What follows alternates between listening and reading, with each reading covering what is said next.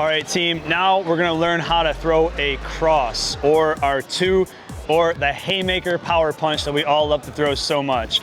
So your cross is gonna be your number 2, or your power hand, your right hand if you're an orthodox fighter, or it's gonna be your left hand if you're an unorthodox fighter. So we're gonna show you how to throw your right hand. So we're still doing all the same stuff. We're fully extending, we're turning our wrist over, hit with those 2 knuckles. We're exhaling as we throw this, as well as hitting a small piece of the target. Remember, aiming small, missing small. The thing we're gonna do now is we're gonna integrate our hips and our feet into this as we throw it. So we're gonna show it to you from the side, and then we're gonna show you what it looks like a little bit lower. So as you throw your cross, your hands are up, you're tucked, and then. So notice, I'm fully extending my arm. I'm turning my wrist over, hit with those 2 knuckles. I'm also keeping up my hand to protect my moneymaker, and we'll get into defense a little bit later. But now what we're gonna do is we're gonna show you how to generate more power in that cross. We're gonna go down a little bit and focus on the hips and the feet.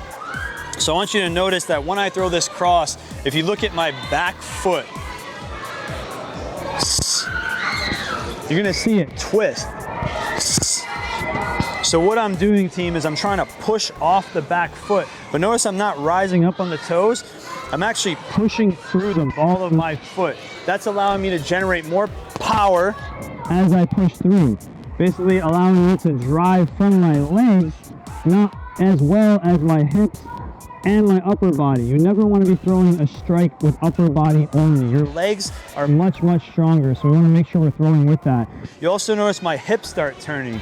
This is going to do a few things as well. This is allowing for me, when I strike, the tension, as you can see, there's tension building up in my lower body, and then it starts to release through the foot. As my foot releases, the hip releases, and that allows me to throw that cross with more power and efficiency.